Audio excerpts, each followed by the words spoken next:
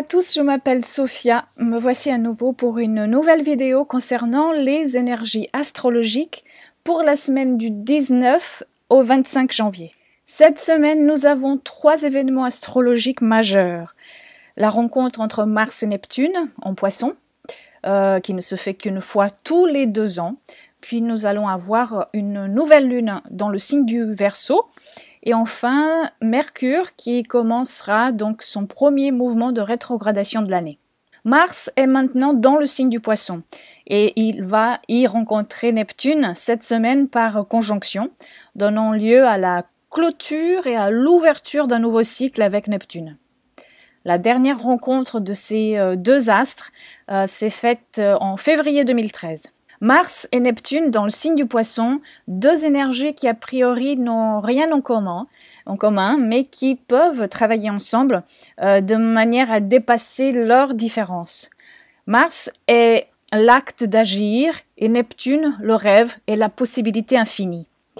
Nous pouvons alors penser que Mars ici, si bien vécu, bien maîtrisé et bien utilisé, c'est-à-dire que la force vitale de Mars soit utilisée à des fins neptuniens, puisse être même bénéfique. Mars est une énergie qui se met en mouvement pour conquérir. Ici, son énergie est quelque peu ralentie par les eaux du Poisson, mais cela ne l'empêche pas d'agir dans les domaines de celui-ci. Donc, cela veut dire le rêve, l'intuition, l'absence de limites, l'imagination, l'art, la compassion, la dissolution, la tolérance, le dévouement et aussi la fuite.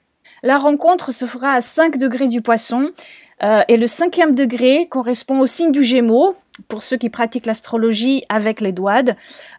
Tout ceci pour vous dire qu'en fait cette conjonction sera imprégnée d'une énergie plus dynamique qui pourra se manifester par la communication.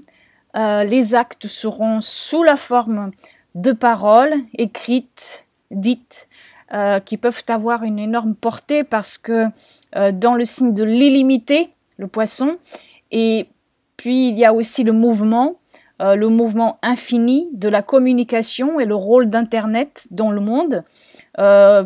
Internet qui est du domaine du Verseau et d'Uranus, certes, mais qui est aussi du domaine du Poisson, car avec Internet, il n'y a pas de limite, on peut y accéder partout. Dans nos vies personnelles, pour certains, cette conjonction mettra en exergue et amènera peut-être une certaine dissolution de ce qui a pu commencer en février 2013, surtout pour ceux qui ont des planètes angles ou nœuds à 2 degrés du Poisson. Pour d'autres encore, cette conjonction de Mars-Neptune pourra amener un sentiment de peur diffuse qui pourra se traduire par une certaine fuite, voire une fuite de la compréhension et du dialogue. Pour d'autres, ce sera une certaine communion avec le tout, une certaine acceptation de la vie elle-même. Et vous pourrez ressentir ceci plus fortement si vous avez des planètes angles ou nœuds à 5 degrés du Poisson. Dans une acceptation positive de l'énergie de Mars et Neptune, on peut aussi se sentir en communion avec une forme d'expression qui passe par le corps. Donc, tout ce qui est du domaine de la danse ou d'activités comme le Tai Chi Chuan, les différents types de yoga, toute activité spirituelle ou artistique qui relie l'action du corps en un mouvement d'expression et de connexion avec le moi supérieur seront très bénéfiques et peut-être même très recherchés pendant toute cette période. Et puis après, nous avons la nouvelle lune qui aura lieu le mardi 20 à 14h14 en France, à 0 degré du signe du Verseau. Donc une nouvelle lune Verseau, on ne peut pas faire plus fort pour ce qui est de la liberté d'être et de penser. Une nouvelle lune, c'est le début d'un nouveau cycle lunaire de 28 jours. Ce qui est planté à la nouvelle lune se fera ressentir 28 jours durant. C'est l'énergie qui sera avec nous pendant toute cette période. En Verseau, signe d'air, donc du mental, de l'intellect, signe de l'indépendance de pensée, signe futuriste et collectif, signe de nouveaux concepts et idées, d'innovation, d'Internet, signe de la liberté, mais aussi de la révolte. C'est Uranus qui régit cette nouvelle lune, et comme cette planète se trouve dans le signe du Bélier, c'est-à-dire ce signe premier, celui qui ouvre la voie, c'est aussi un signe qui parfois n'aime faire qu'à sa tête. Donc cette nouvelle lune est imprégnée de ce double besoin de détachement, mais qui pourra passer par une certaine colère, une certaine impulsivité, voire une certaine imprudence. Et cela est encore plus intimement présent car tous les astres personnels sauf Mars sont dans le signe du Verseau, c'est-à-dire le Soleil, la Lune, Mercure, Vénus.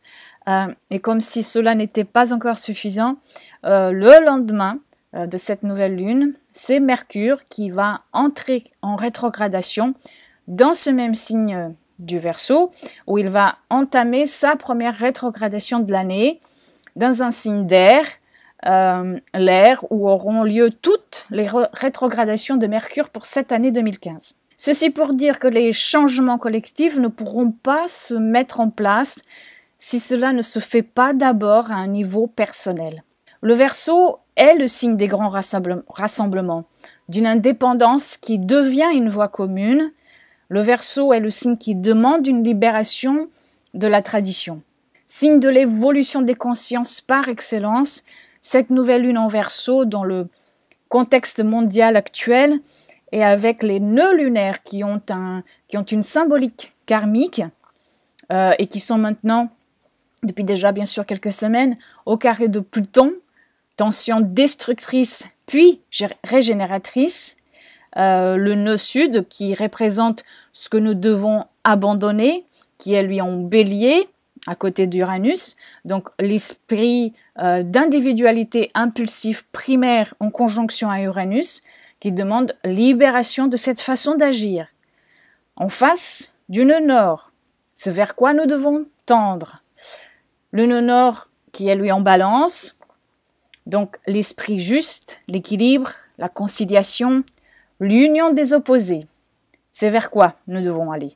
L'implication des nœuds dans toute cette période, depuis déjà, comme je le disais, depuis quelques semaines, nous parle de l'empreinte karmique, de ce qui est détruit et régénéré maintenant, et ce que cela a comme impact à un niveau personnel et collectif. À un niveau personnel, cette nouvelle lune nous invite à exercer notre liberté de penser, à nous questionner par nous-mêmes, mais aussi sur nous-mêmes, à nous affranchir de ce qui nous pèse, et de ne jamais rien prendre pour acquis, car tout change inévitablement.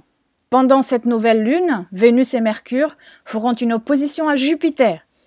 Donc il s'agit surtout de faire attention à l'exagération et à la dramatisation dans l'expression communicative, Mercure, avec nos relations, Vénus. Donc si vous avez des planètes angles ou nœuds personnels entre 16 et 21 degrés du Verseau ou entre 19 et 20 degrés du Lion, vous pourrez ressentir cette opposition plus fortement. Mais cette nouvelle lune fait également un aspect harmonique à Saturne. C'est un sextile, c'est-à-dire la possibilité, l'opportunité est là, celle de consolider et d'implanter dans la durée ce qui ressortira de ce nouveau cycle lunaire en Verseau. Si vous avez des planètes angles ou nœuds personnels entre 29 degrés du Scorpion et 2 degrés du Sagittaire, ou 29 degrés du Capricorne et 2 degrés du Verseau, vous ressentirez ceci peut-être plus fortement. Pour ce qui est de la nouvelle lune, elle sera plus fortement ressentie par les natifs ou qui ont leur ascendant en Verseau, premier décan, puis tous les signes fixes, premier décan également, c'est-à-dire Taureau, Lion et Scorpion.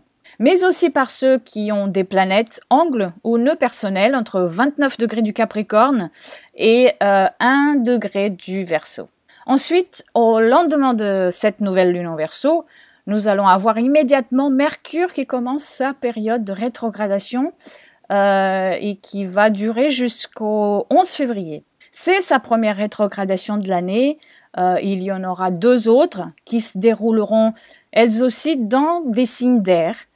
Donc la thématique du mental, de l'intellect, de la communication mais aussi du mouvement, est ce qui en ressort des rétrogradations de Mercure pour 2015.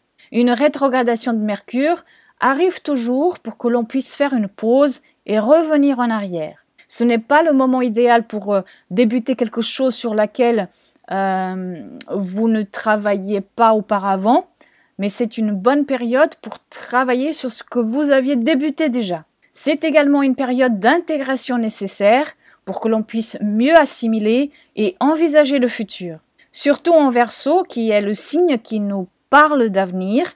Donc cette période va peut-être revenir ou faire ressortir des situations du passé pour que compréhension puisse avoir lieu. En termes de communication avec autrui, il faudra aussi faire attention à ce qui se dit et comment cela est interprété et perçu. Avec Mercure rétrograde, on peut avoir du mal à comprendre l'autre, mais aussi à se faire comprendre soi-même. Donc c'est par contre un moment idéal pour revoir, refaire, retourner, relire, revivre, réapprendre, réadapter, etc. Tout mot commençant par eux.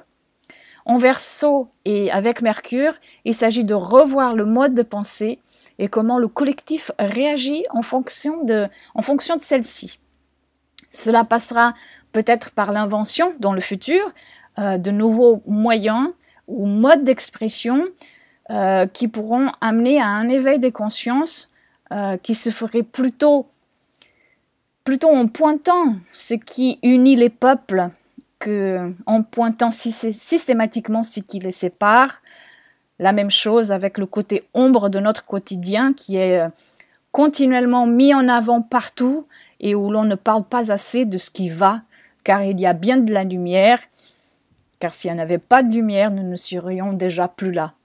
Mais bien sûr, tout ceci passe par la responsabilité de chacun d'entre nous, nous en tant qu'individus, État, mais aussi médias. En Verseau, il s'agit de se questionner sur les grands courants du monde et comment cela est intrinsèquement relié à chacun de nous.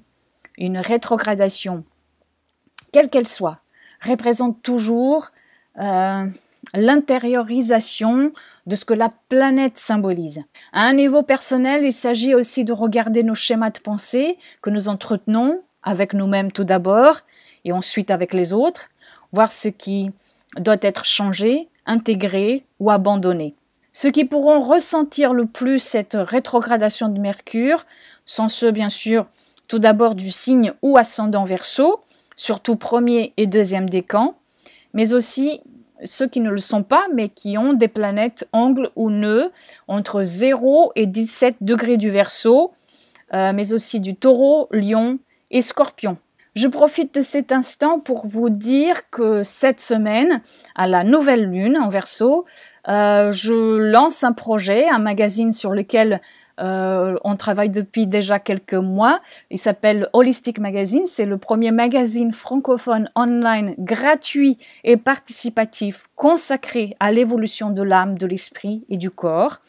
C'est une œuvre commune, très imprégnée de l'énergie du Verseau et qui ne pouvait pas, je pense, voir le jour à un autre moment de l'année.